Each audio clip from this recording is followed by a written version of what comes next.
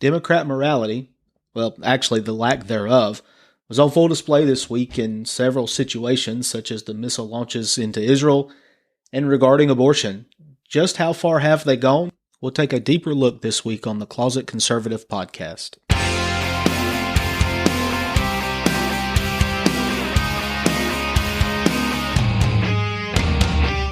Several news stories this week placed Democratic morality at full display.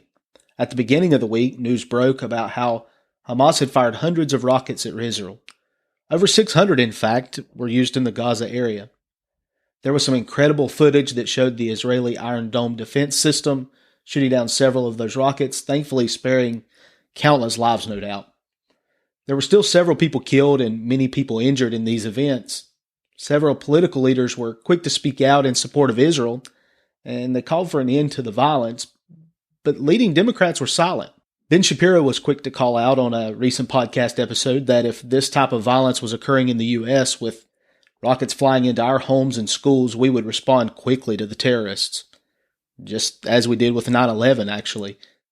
Only 4 of the presidential candidates had any response to these attacks. Leading congressional Democrats were all silent. Of course, silence would be expected in regards to Israel with the Democratic Party and their recent acceptance of anti-Semitic views.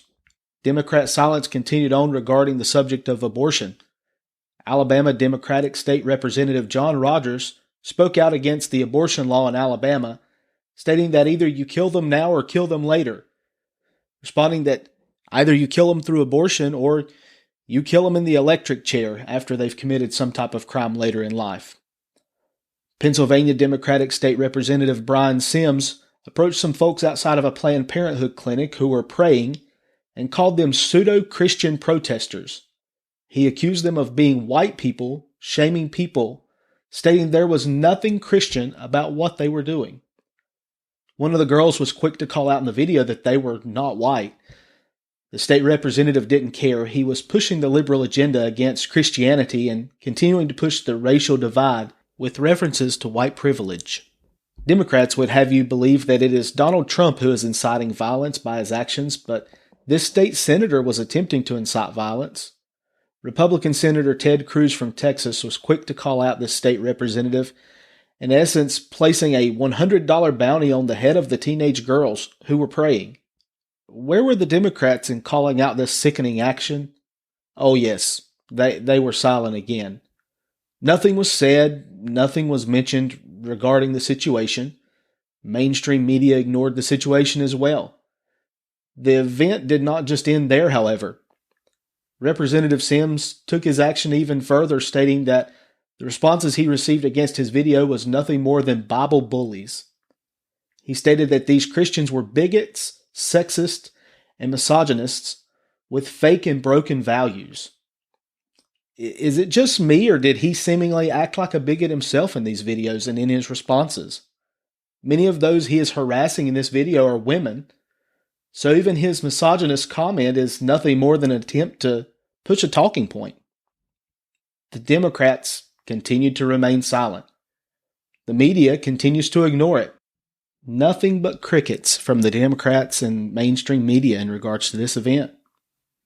Democratic leadership should stand up and call out his bullying for what it really is. Democrats have been outspoken about bullying and the message of tolerance for many years, but when their own group is the ones bullying and being intolerant, they go silent. That's role model morality for you folks. This is what Democrats are pushing in their agenda.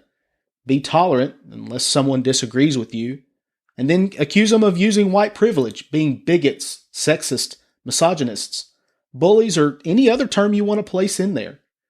These actions are not only seen in this situation that played out with Representative Sims, but also in the actions recently with Representative Ilhan Omar. She was quick to immediately jump on the women of color statements when Vice President Pence stated she didn't know what she was talking about. The party of tolerance and morality is struggling to maintain when these views are against them. Another interesting point that I find this week is that this makes twice that we've heard the Democrats make comments regarding Christianity and religion. In addition to the comments by the Pennsylvania representative, Democratic candidate Pete Buttigieg stated that it was important to him that religion is not used as a weapon, and that if God did belong to a political party, it wouldn't be the one that sent Trump to the White House. If Mayor Pete wants to see the end of religion as a weapon, then why is he attempting to use it as a weapon against the religious crowd that would be against him in the Democratic platform? The time is changing in America where the freedom of religion is being attacked.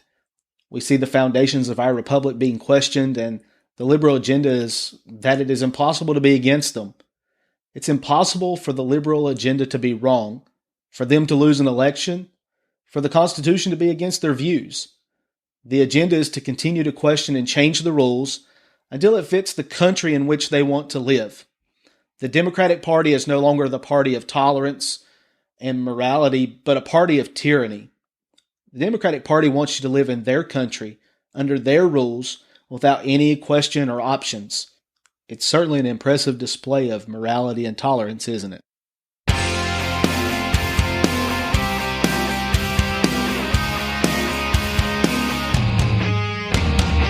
This is the Closet Conservative Podcast. All material copyright The Closet Conservative. Music courtesy of Greg Shields Music. Remember to subscribe to our podcast to receive all the latest episodes. We can also be found online at closetconservative.net or on Facebook and Twitter.